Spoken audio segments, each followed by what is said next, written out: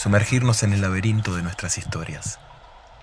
Seguir el hilo de la letra, entre la luz y la sombra. Construir puentes entre culturas y continentes a través de relatos que han circulado de boca a oreja desde que nos sentamos alrededor de un fuego.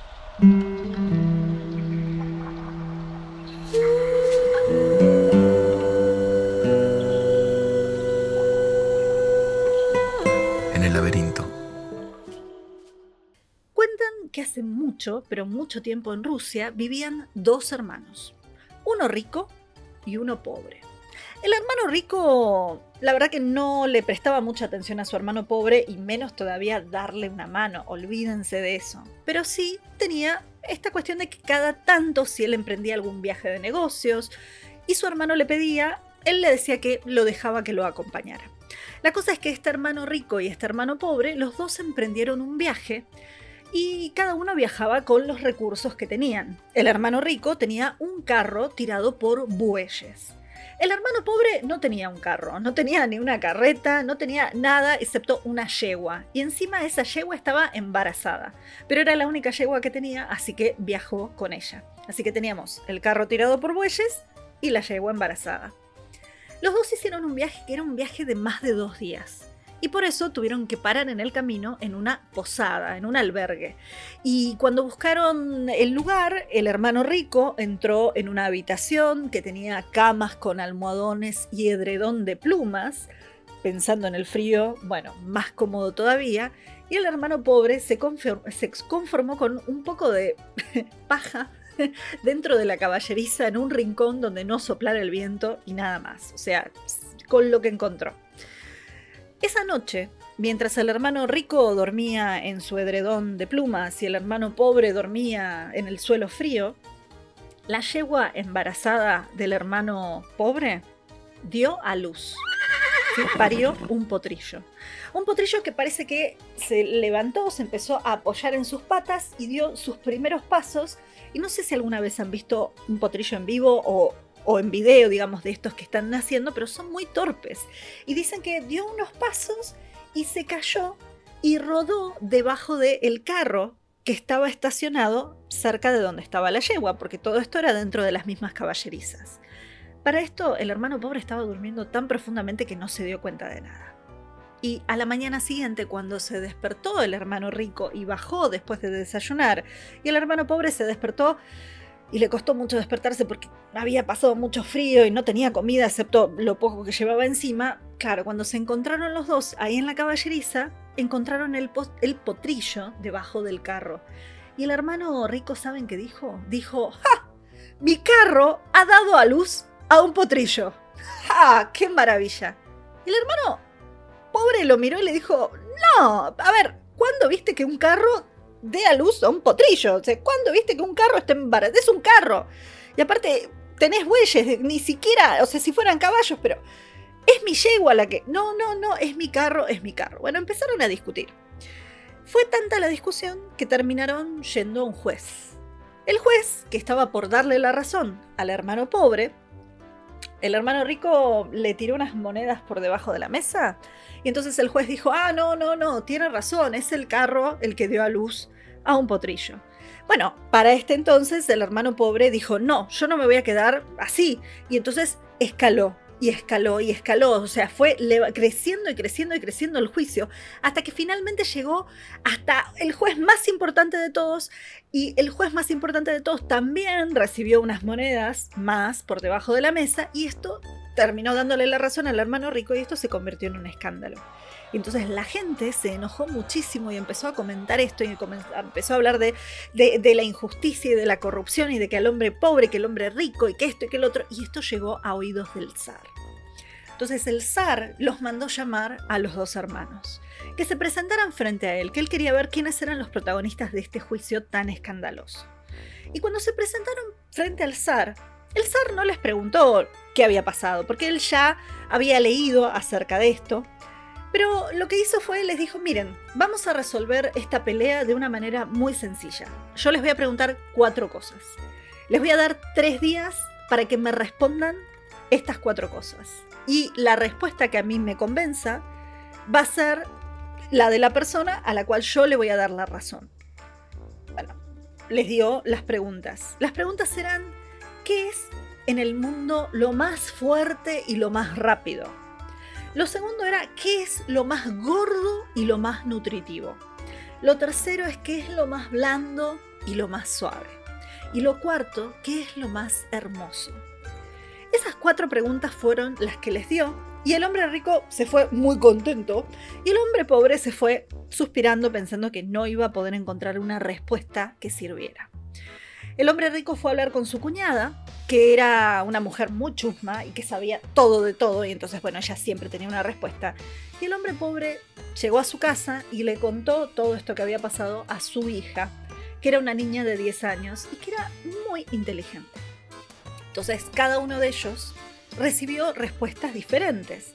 El hombre rico, cuando habló con su cuñada le dijo, pero ¿qué es lo más rápido y lo más fuerte? Es el caballo que acaba de ganar la carrera hace 2 días, que está todo el mundo festejando por eso, ¿no? Entonces la cuñada le decía, no, es una cosa maravillosa ese caballo es espectacular. Bueno, claro, el hombre rico tomó nota de este caballo, del nombre del caballo.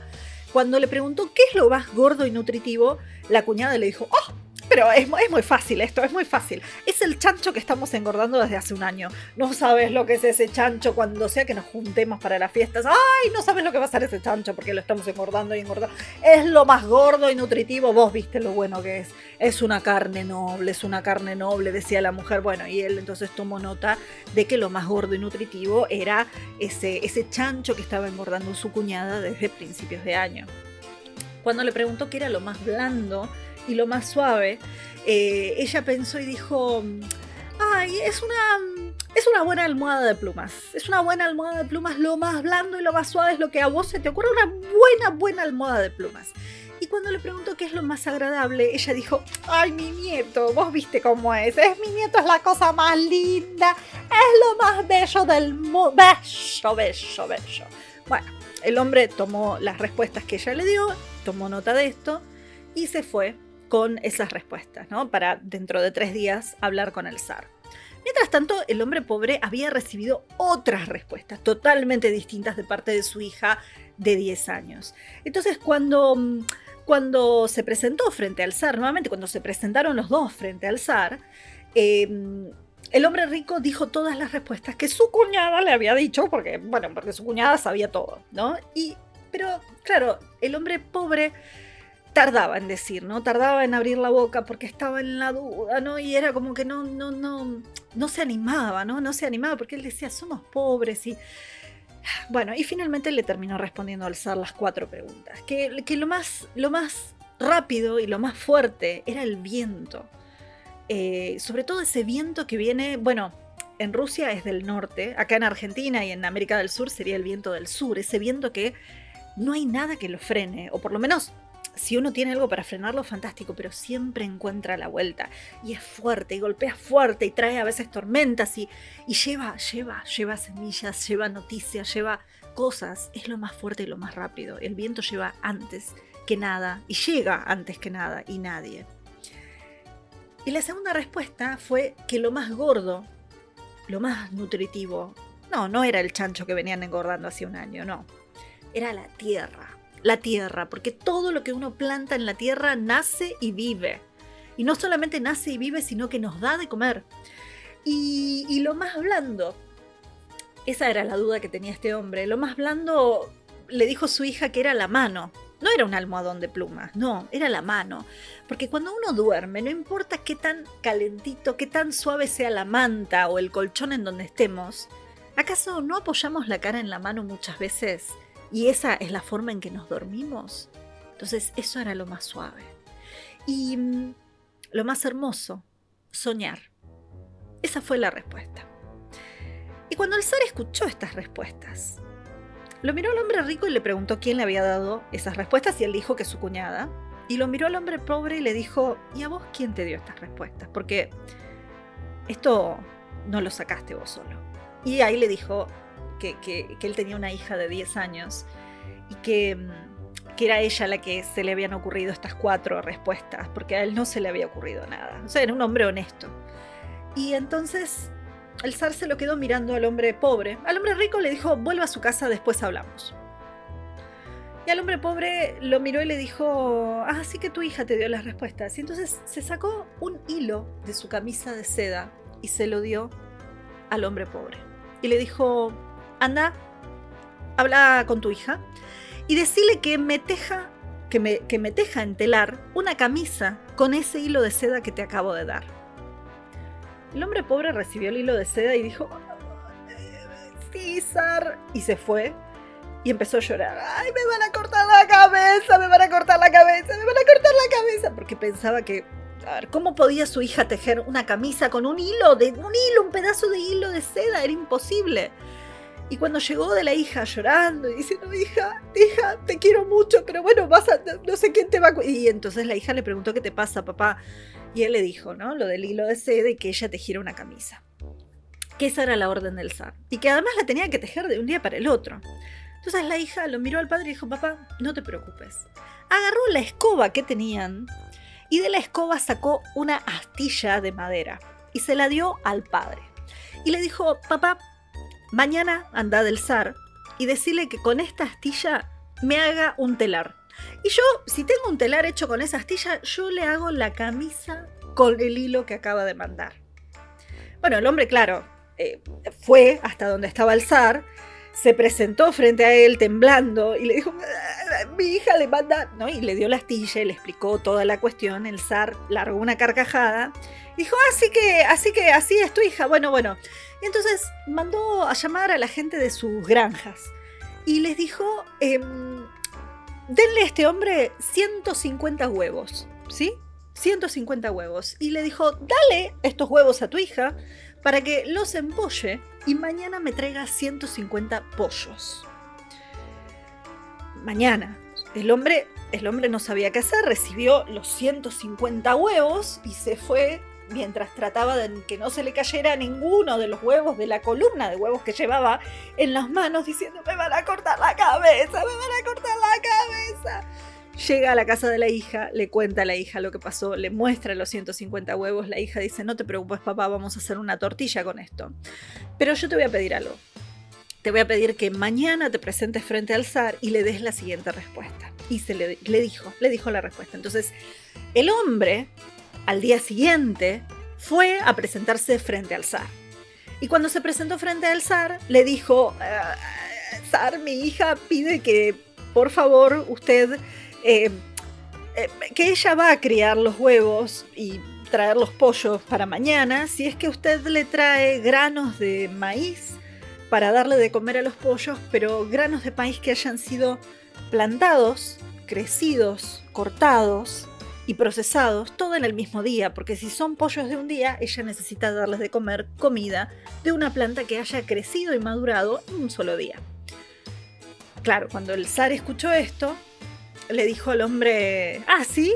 ¿Eso dice tu hija? Bueno, decile a tu hija que mañana se presente acá, ni vestida ni desnuda, ni con un regalo en las manos ni sin él, ni comiendo ni con la boca vacía, y que no esté ni a pie ni a caballo.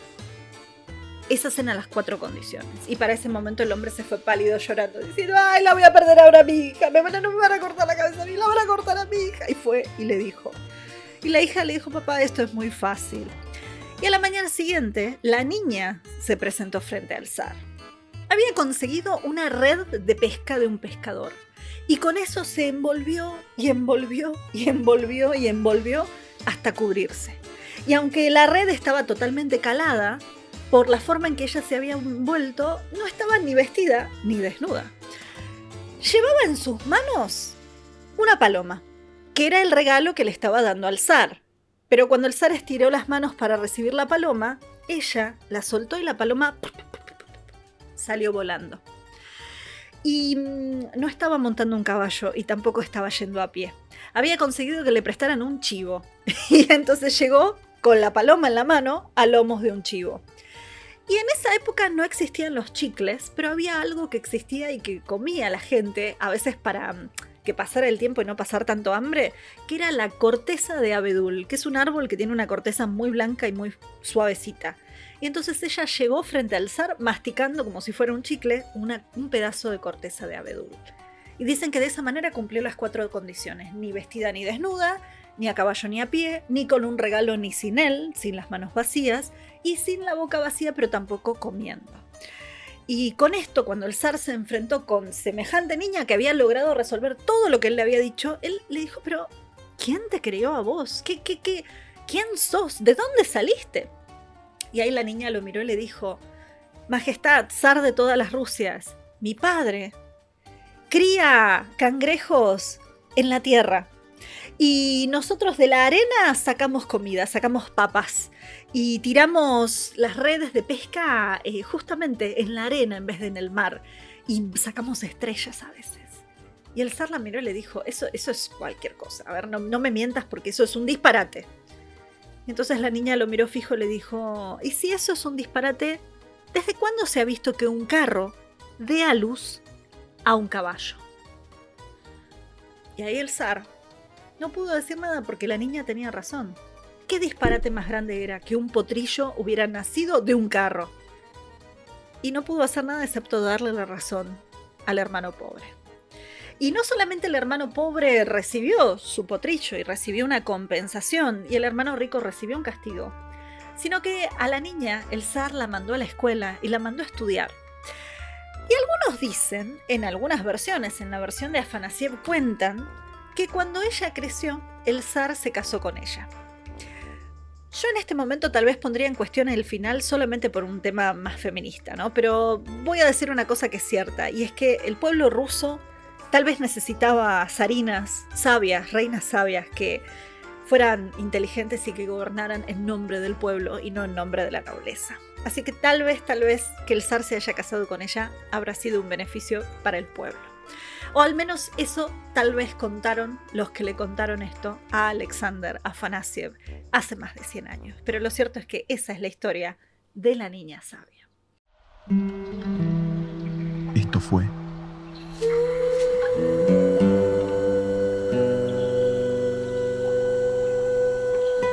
En el laberinto.